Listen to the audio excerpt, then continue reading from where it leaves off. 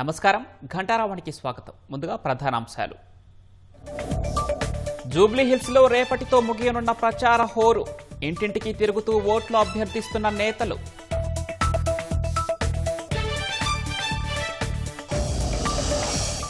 Wine shop వద్దంటూ హనుమకొండలో రోడ్డెక్కిన స్థానికులు.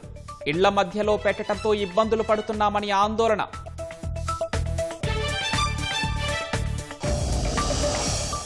ఢిల్లీలో DGCA అధికారులతో కేంద్ర మంత్రి రామ్మోహన్ సమీక్ష. విమాన సాంకేతిక సమస్య కొలిక్కి తేవటంపై దృష్టి. కశ్మీర్ నియంత్రణ రేఖ వెంబడి చొరబాటు యత్నం భగ్నం.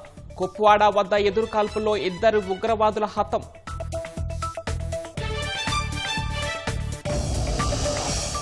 పహల్గాం తరహా ఘటనలు జరగకుండా సైన్యం చర్యలు. ముప్పు ప్రాంతానికి నిమిషాల్లో చేరుకునేలా సైన్యానికి శిక్షణ.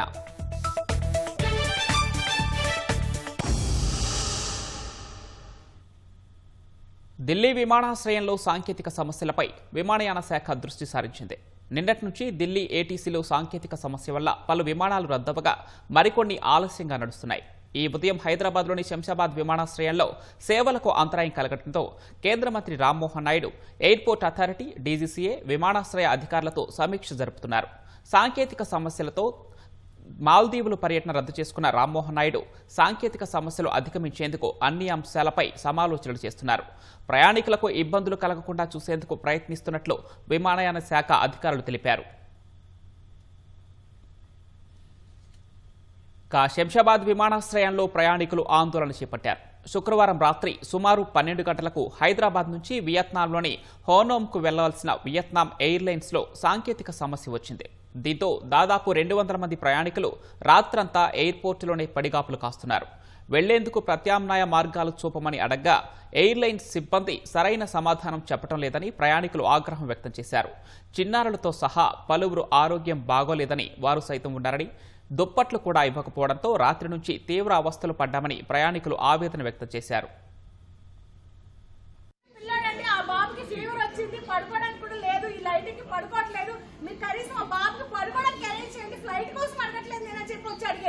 అప్పుడు లేదు, ఇప్పుడు నా హస్బెండ్ కి ఒడుకు వచ్చింది, ఫీవర్ వచ్చేసింది, కప్పడానికి లేదు, ఏమీ లేదు.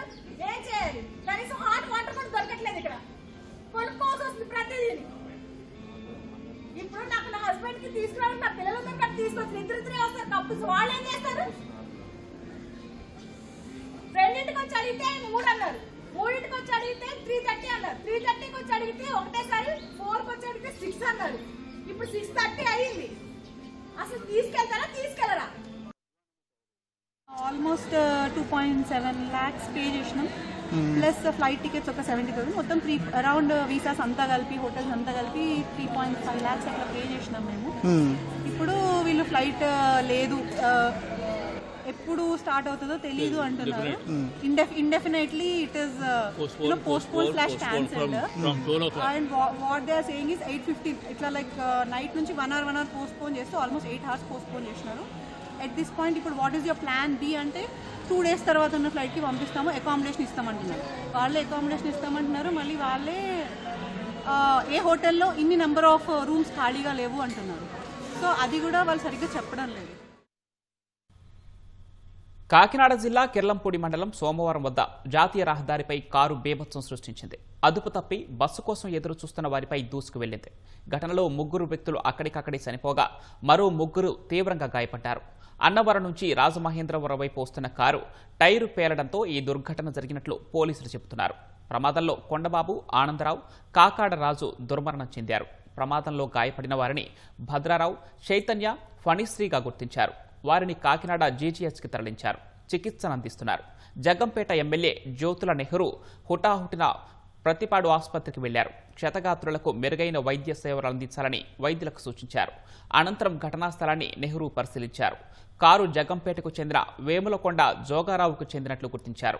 ప్రమాద సమయంలో కారులో 4 వ్యక్తులు ఉన్నారు. వారు స్వల్ప గాయాలతో బయటపడ్డారు. అతివేగంగా కారు నడపడంతో ప్రమాదానికి గురైనట్లు పోలీసులు గుర్తించారు. బస్సు షెల్టర్ను ఢీకొట్టిన తర్వాత టైరు పేలినట్లు మృతుడి కుటుంబీకులు తెలిపారు. బాధితుల కుటుంబ సభ్యుల రోదనలతో ప్రతిపాడు, జెడ్ రాగంపేట ప్రభుత్వ ఆసుపత్రుల వద్ద విషాదం నెలకొంది. కేసు నమోదు చేసుకున్న పోలీసులు ఘటనా స్థలాన్ని పరిశీలించి దర్యాప్తు చేస్తున్నారు. సిద్దిపేట జిల్లా కోహెడ పరివేద గ్రామంలో వీధి కుక్కలు బీభత్సం సృష్టించాయి. కంచెలో ఉన్న మేక పిల్లలపై దాడి చేశాయి. ఈ ఘటనలో కంచెలో ఉన్న 16 మేక పిల్లలకు గాను 14 మేక పిల్లలు మృతి చెందినట్లు బాధితులు తెలిపారు. మేక పిల్లల మృతితో తీవ్ర నష్టం వాటిల్లిందని ప్రభుత్వం ఆదుకోవాలని కోరుతున్నారు.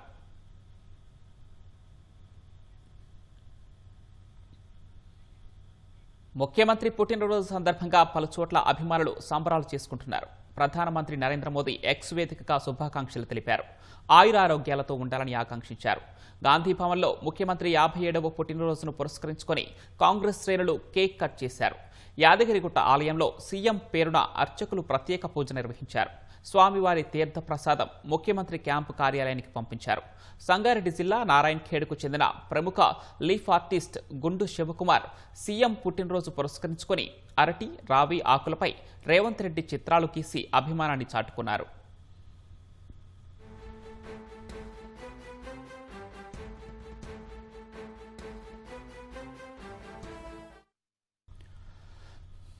వందే భారత్, నమో భారత్, అమృత్ భారత్ వంటి రైళ్లు కొత్త తరం భారత రైల్వేలకు పునాది వేస్తున్నాయని ప్రధాని నరేంద్ర మోదీ అన్నారు. ప్రపంచవ్యాప్తంగా అభివృద్ధి చెందిన దేశాల ఆర్థిక వృద్ధిలో మౌలిక సదుపాయాలు ప్రధాన కారకంగా ఉన్నాయని తెలిపారు. భారత్ కూడా అభివృద్ధి పథంలో వేగంగా ముందుకు సాగుతోందని ప్రధాని తెలిపారు. ఉత్తరప్రదేశ్లోని వారణాసిలో 4 వందే భారత్ రైళ్లను ప్రధాని ప్రారంభించారు. బనారస్, ఖజురహో, లక్నవూ, సహరన్పూర్, ఫిరోజ్పూర్, ఢిల్లీ, ఎర్నాకులం, బెంగళూరు మార్గాల్లో నడిచే వందే భారత్ రైళ్లకు మోదీ పచ్చజెండా ఊపారు. ఈ కార్యక్రమానికి రైల్వే మంత్రి అశ్విని వైష్ణవ్, ఉత్తరప్రదేశ్ ముఖ్యమంత్రి యోగి ఆదిత్యనాథ్ హాజరయ్యారు. బనారస్, ఖజురహో వందే భారత్ రైలులో పాఠశాల విద్యార్థులతో ప్రధాని మాట్లాడారు. ఈ 4 వందే భారత్ రైళ్లతో కలిపి దేశంలో 160కి పైగా వందే భారత్ రైళ్లు సేవలందిస్తున్నట్లు ప్రధాని తెలిపారు. తీర్థయాత్ర స్థలాలు ఆధ్యాత్మిక కేంద్రాలని, గత 11 ఏళ్లలో ఉత్తరప్రదేశ్లో జరిగిన అభివృద్ధి పనులు వాటిని కొత్త స్థాయికి తీసుకువెళ్లాయని మోదీ వివరించారు. भारत में सदियों से तीर्थ यात्राओं को देश की चेतना का माध्यम कहा गया है.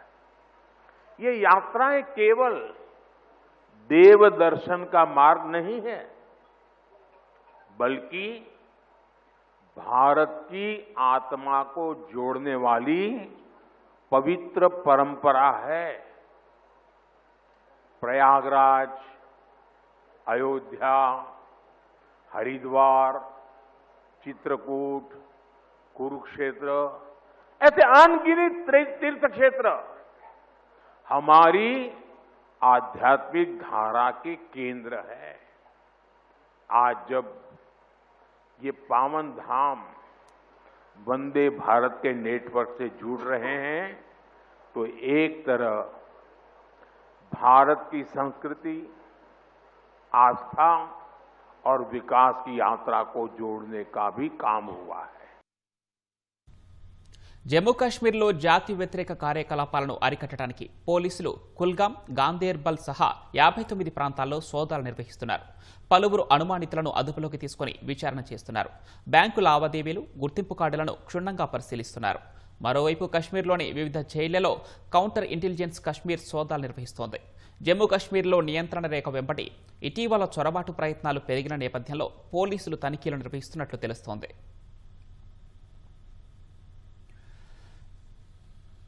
జమ్మూ కాశ్మీర్లోని కుప్వాడాలో నియంత్రణ రేఖ వెంబడి చొరబాటు ప్రయత్నాన్ని సైన్యం భగ్నం చేసింది. ఈ క్రమంలో జరిగిన ఎదురుకాల్పుల్లో 2 ఉగ్రవాదులు హతమైనట్లు అధికారులు తెలిపారు. కుప్వాడాలోని కెరాన్ సెక్టార్లో ఉగ్రవాదులు చొరబాటుకు యత్నిస్తున్నట్లు శుక్రవారం నిఘా వర్గాల నుంచి భద్రతా దళాలకు సమాచారం అందింది. ముష్కరులను అడ్డుకునేందుకు ఆపరేషన్స్ పింపుల్ కింద ఆర్మీకి చెందిన చినార్ కార్ప్స్ తనిఖీలు నిర్వహించింది. ఈ క్రమంలో ఓ చోట ఉగ్రవాదులు ఎదురుపడి కాల్పులు జరిపారు. అప్రమత్తమైన సైనికులు ఎదురుకాల్పులు జరపడంతో 2 ముష్కరులు హతమయ్యారు. కెరాన్ సెక్టార్లో సెర్చ్ ఆపరేషన్ కొనసాగుతున్నట్లు అధికారులు తెలిపారు.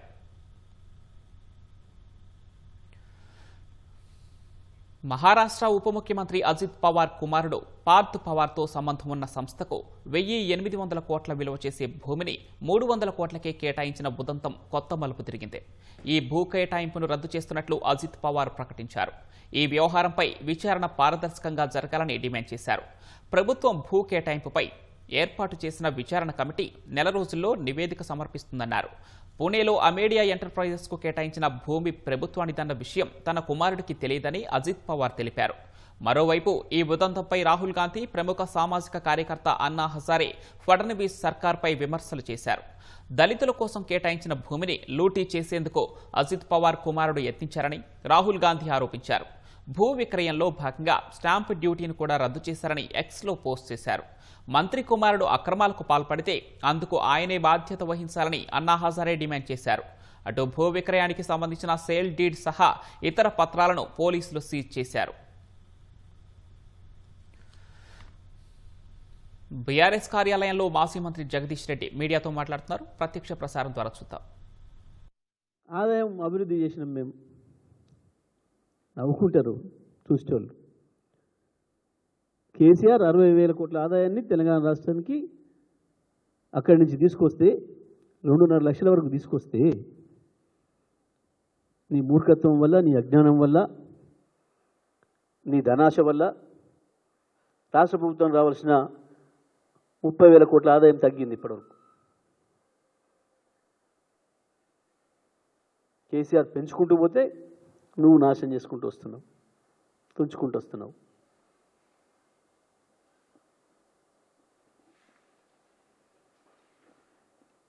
నిలబడతావా ఛాలెంజ్కి? పోదామా ప్రగతి భవన్కు? చూపిస్తావా అందులో బుల్లెట్ ప్రూఫ్ బాత్రూమ్? ఎందుకు నీకు అందులో కూర్చోవడానికి భయమై బట్టి విక్రమం పంపినావా? అందులో వెనక దవ్వుకున్న డోర్ రాకపోతే ఊపిరాడకుండా పోవాలని 100 రూమ్లు నేర్చినావు. చూపించాలి కదా ప్రజలకు తెల్లారి పోయి. మేము ఉన్న రోజు నీకు అవకాశం లేదు, లోపల రాలేదు, తీసుకుపోయి చూపించాలి కదా.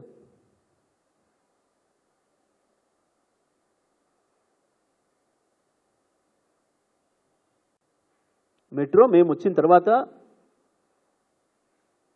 కేసీఆర్ గారు వెంటబడి రోజుకోసారి సమీక్ష చేసి పూర్తి చేసి మేము ప్రారంభం చేసినాం. 70% పని మేము వచ్చి పూర్తి చేసినాం. అది ఎవరు ప్రారంభించినా, ఏ ప్రభుత్వం ప్రారంభించినా ప్రజలకు ఉపయోగపడే పథకాలు కొనసాగాలి కాబట్టి, అది అవసరమైంది కాబట్టి హైదరాబాద్కు దాని విస్తరణకు కూడా అనేకమైన చర్యలు తీసుకున్నాం. నువ్వు వచ్చి నీ మూర్ఖత్వం వల్ల నిజంగా ఏ ప్రాంతాలు అవసరం ఉందో ఆ ప్రాంతంలో చేయకుండా హైదరాబాద్ ఇమేజ్ నాశనం చేస్తున్నావు. కనీసం హనుమకొండలోని అశోక కాలనీలో ఇండ్ల మధ్యలో వైన్ షాప్ పెట్టొద్దని స్థానికులు ధర్నా చేపట్టారు. వడ్డేపల్లి చర్చి నుంచి సుమంగళి ఫంక్షన్ హాల్ మార్గంలో ఇప్పటికే 4 వైన్ షాపులు, 5 బార్ అండ్ రెస్టారెంట్లు ఉన్నాయని, మరొక వైన్ షాప్ పెట్టొద్దని ఆందోళన చేశారు. ప్రధాన రహదారి కావడంతో నిత్యం రద్దీగా ఉంటుందని, అనేక రోడ్డు ప్రమాదాలు జరుగుతున్నాయని తెలిపారు. ప్రజాప్రతినిధులు, అధికారులు స్పందించి వైన్ షాప్ అనుమతిని రద్దు చేయాలని డిమాండ్ చేశారు.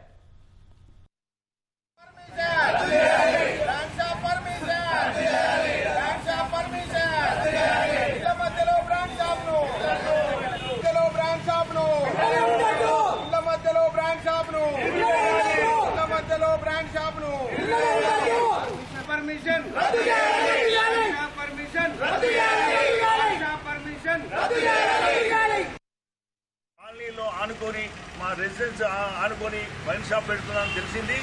దీన్ని గవర్నమెంట్ తొందరగా వెంటనే రద్దు చేయాలి.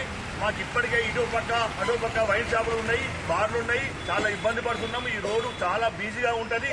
రాత్రి ఒక యాక్సిడెంట్ కూడా అయింది. దయచేసి మా కాలనీ ఆనుకొని వైన్ షాపులు పెట్టకుండా చూడాలని ఎక్సైజ్ సూపరింటెండెంట్ గారికి, డిప్యూటీ కమిషనర్ గారికి, కలెక్టర్ గారికి, కమిషనర్ గారికి మేమందరికీ విన్నవించుకుంటాము. నివాస గృహాలకు ఆనుకొని ఉన్న ఈ బ్రాండ్ షాప్ పెడుతున్నారని మాకు వాళ్ళు గోప్యంగా నైట్ వర్క్ చేసుకుంటూ ఎవరికి తెలియకుండా ఉంటే ఇంటి పక్కన వాళ్ళు మాకు సమాచారం ఇచ్చిన దాని ప్రకారం మేము వచ్చినాము. వచ్చి చూసి పరిశీలించగా 100% బ్రాండ్ షాపులు పెడతారు. చుట్టూ నివాస ప్రాంతాలు ఉన్నాయి. దీనికి వాళ్ళ పిల్లలతోని, అదే కాక మాకు వరదలతో మేము అనేక రకాలుగా అశోక్ కాలనీ అనేది ముంపు ప్రాంతంగా దీన్ని పేరు పొందింది. ఈ వరదలతోని బాధపడేది కాక ఈ ట్రాఫిక్ ఇవన్నీ అటుపోతే ఇందిరానగర్ కార్నర్ మీద, ఇటుపోతే తిరుమల బార్ దగ్గర బ్రాండ్ షాపులతో ఇప్పుడే బాధపడుకుంటున్నాం, అవస్థలు పడుతున్నాం. ఈ అవస్థలు పడలేక మేము దీన్ని ఎట్టి పరిస్థితుల్లో కూడా ఇవ్వాలని రాజకీయ నాయకులకు కానీ, అధికారులకు కానీ అందరికి కూడా చేతులెత్తి నమస్కారం చేసుకుంటూ మేము విన్నవించుకుంటున్నాం మా స్థానిక. హనుమకొండ జిల్లాలోని ఎలకతుర్తి సిద్దిపేట జాతీయ రహదారి వెంబటి పంట పొలాల్లో గుర్తు తెలియని వ్యక్తులు సుమారు 2000 నాటుకోళ్లను వదిలిపెట్టారు. దీంతో పొలాలు పత్తి చేనుల్లో వదిలిన నాటుకోళ్లను తీసుకువెళ్లడానికి జనం ఎగబడ్డారు. కోళ్లను అందిన కాడికి పట్టుకెళ్తున్న స్థానికులు చికెన్ విందు చేసుకుంటున్నారు. ఇంత పెద్ద ఎత్తున నాటుకోళ్లను ఎవరు ఎందుకు వదిలిపెట్టారో తెలియాల్సి ఉంది. ఏదేమైనా స్థానికులకు మాత్రం ఈ రోజు పెద్ద పండుగ అయింది.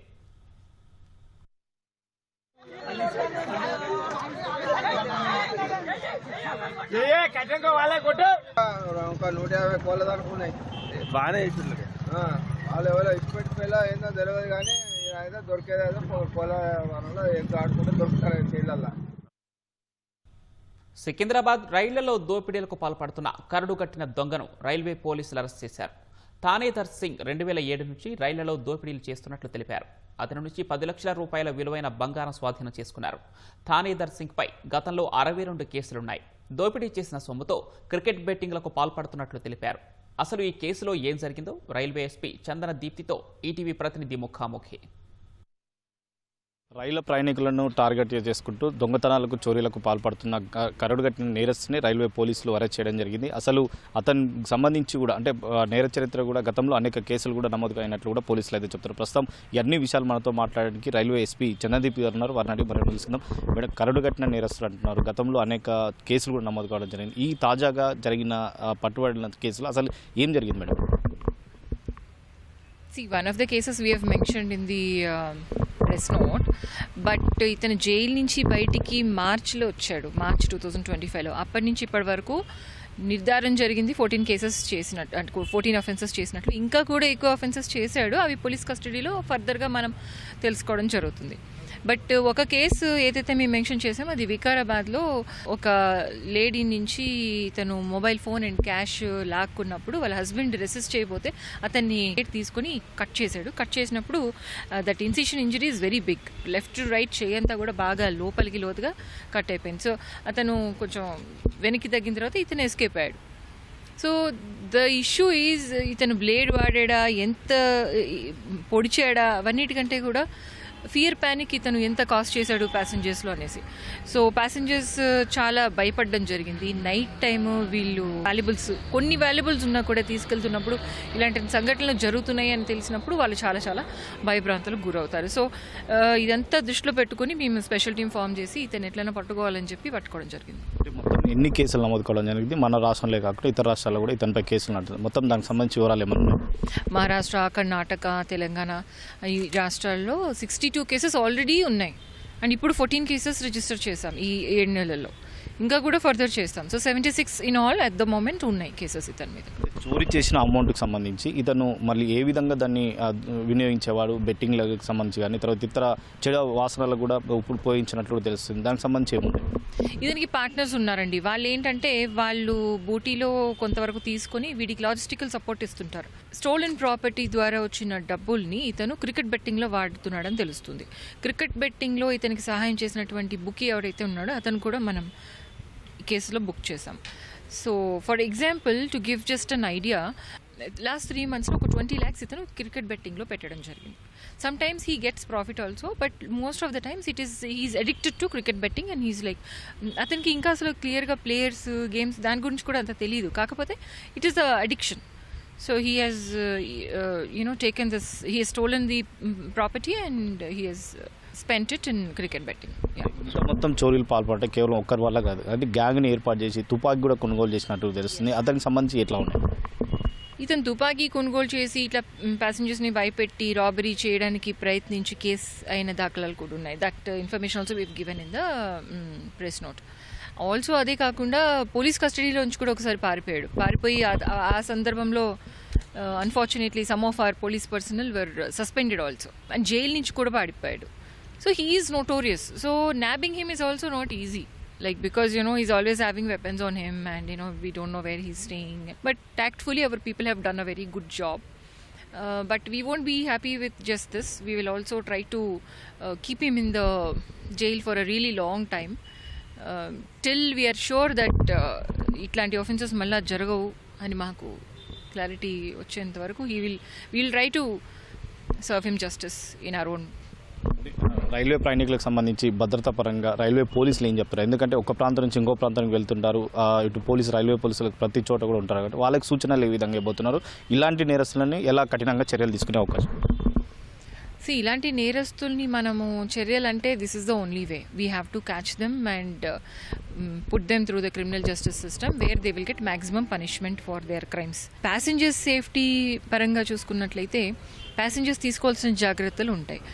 సో అవి నార్మల్లీ బేసిక్గా తీసుకోవాల్సిన జాగ్రత్తలు అయితే తెలిసే ఉంటాయి అందరికీ. ఏదైనా స్పెషల్గా ఇట్లాంటి వాళ్ళు ఉన్నారు, ఇట్లాంటి కొత్త ఒకటి వచ్చింది, ఇలా అఫెన్సెస్ చేస్తున్నారు, దీనికి సూట్ అయ్యే విధంగా మీరు జాగ్రత్తలు తీసుకోవాలి అని మనం చెప్పాలనుకున్నప్పుడు we have started one WhatsApp channel of GRP and దాంట్లో టైం టు టైం మీకు everyday we will keep giving updates.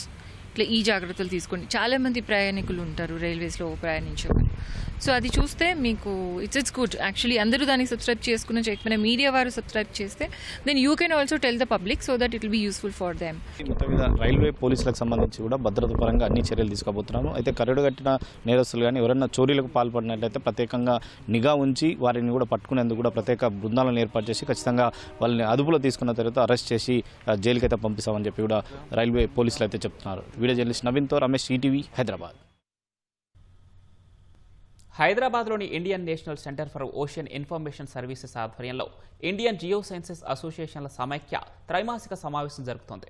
దేశవ్యాప్తంగా ఉన్న ప్రముఖ శాస్త్రవేత్తలు, పరిశోధకులు, విధాన రూపకర్తలను ఒక చోట చేరి భూమి వ్యవస్థ శాస్త్రాలలో ఇటీవల పురోగతులు, నూతనంగా తీసుకోవాల్సిన ప్రాధాన్యాంశాలు, జాతీయ అభివృద్ధిలో వాటి పాత్ర గురించి సమావేశంలో చర్చించారు.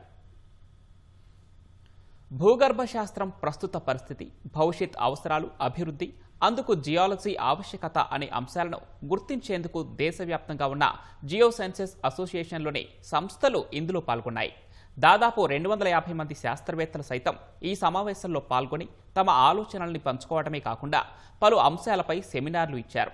దేశానికి అవసరమైన అంశంపై ఏటా కాన్ఫరెన్సులు నిర్వహిస్తామని ఫిగా ఉపాధ్యక్షుడు రాజేంద్ర ప్రసాద్ తెలిపారు. ఇండియాలో ఉన్నటువంటి అన్ని జియో సైన్స్కి సంబంధించింది అంటే కలిపి federation of Indian geosciences association అని ఫారం అయింది. ఎందుకంటే కలిసికట్టుగా అందరూ కలిపి పనిచేస్తే దాని ఎఫెక్ట్ గట్టిగా ఉంటుందని ఫారం అయింది. ఇది ఫారం అయ్యి ఇప్పటికీ 12 సంవత్సరాలు అయింది. ప్రతి కాన్ఫరెన్స్కి మన దేశానికి ఏదైతే అవసరం ఉంటుందో, ఏ సబ్జెక్టు మీద అయితే మాట్లాడితే దానివల్ల దేశానికి ఉపయోగపడుతుందో అలాంటి సబ్జెక్ట్ ఒక్కొక్కటి తీసుకుంటూ ఉంటారు. ఈసారి తీసుకున్నటువంటి సబ్జెక్ట్ బ్లూ ఎకానమీ అని. FIGA, if we see in a broader sense, brings the researchers, students, the policy makers and the industry people together to collectively work in the areas which are very pertinent to the social well-being and environmental sustainability. Ocean ఎకానమీతో పాటు సముద్ర తీర ప్రాంతాల్లో తుఫానుల వల్ల కలిగే భారీ నష్టాలను తగ్గించేలా plenary discussions కొనసాగాయి. దాదాపు 12 సంస్థలకు సంబంధించిన డైరెక్టర్లు ఈ సమావేశంలో భాగమయ్యారు. ఇందులో పాల్గొన్న ప్రముఖులు భూమి వ్యవస్థ పరిశీలనలకు అవసరమైన సెన్సార్లు, మిగతా పరికరాల తయారీకి స్వదేశీ సామర్థ్యాలను అభివృద్ధి చేయవలసిన అవసరాన్ని ప్రస్తావించారు. సముద్ర రంగంలో ఓషియన్ ఆఫ్ ఆపర్చునిటీస్ అనే అంశాన్ని ప్రస్తావించారు. భారతదేశ బ్లూ ఎకానమీని బలోపేతం చేయడానికి సముద్ర జీవులు, నిర్జీవ వనరుల స్థిరమైన వినియోగాన్ని వారు సూచించారు.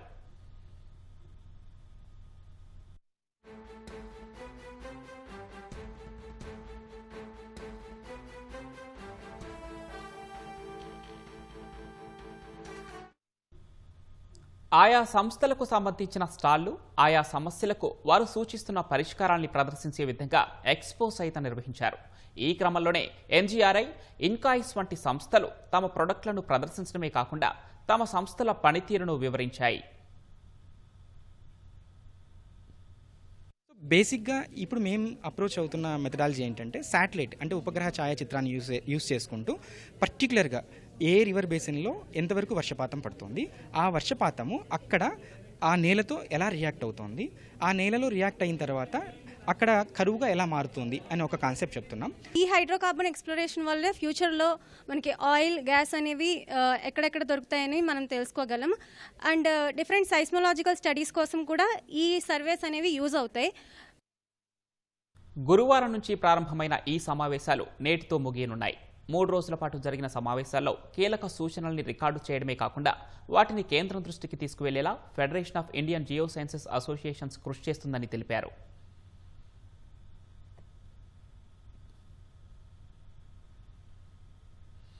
భారతీయ అమెరికన్ వ్యాపారవేత్త వివేక్ రామస్వామి ఒహాయో గవర్నర్ ఎన్నికల్లో పోటీకి సిద్ధమయ్యారు. వచ్చే ఏడాది ఎన్నికలు జరగనున్న నేపథ్యంలో ఆయనకు మద్దతుగా అమెరికా అధ్యక్షుడు డొనాల్డ్ ట్రంప్ ఓ పోస్ట్ పెట్టారు. వివేక్ రామస్వామి సంథింగ్ స్పెషల్ అంటూ ప్రశంసించారు. The great of Ohio governor పదవికి వివేక్ రామస్వామి పోటీ చేస్తున్నారని, తనకు ఆ ప్రాంతమంటే చాలా ఇష్టమన్నారు. వివేక్ తనకు బాగా తెలుసని, అధ్యక్ష ఎన్నికల్లో తనతో పోటీకి సిద్ధమైనట్లు చెప్పారు. యువకుడైన వివేక్ తెలివైనవాడు, చాలా మంచి వ్యక్తి అని ట్రంప్ కొనియాడారు. వివేక్కు అమెరికా అంటే ఇష్టమని, ఒహాయో తదుపరి గవర్నర్గా ఆ ప్రాంత ఆర్థికాభివృద్ధికి కృషి చేస్తారని తనకు పూర్తి విశ్వాసం ఉందని ట్రంప్ పేర్కొన్నారు. రాజస్థాన్లోని జైపూర్లో చిరుతపులి సంచారం కలకలం రేపింది. లాల్ బహదూర్ నగర్ కాలనీలోని జైపూర్ మాజీ ఎంపీ రామ్ చరణ్ బోహ్రా నివాసం వెలుపల రాత్రివేళ చిరుతపులి కనిపించింది. కాసేపు అక్కడే ఉన్న ఓ కారు వద్ద అటూ ఇటూ తిరిగింది. ఆ తర్వాత అక్కడి నుంచి వెళ్లిపోయింది. చిరుతపులికి సంబంధించిన దృశ్యాలు అక్కడున్న సీసీటీవీ కెమెరాలో రికార్డయ్యాయి. చిరుతపులిని పట్టుకునేందుకు అటవీ శాఖ సిబ్బంది తీవ్రంగా యత్నిస్తున్నారు.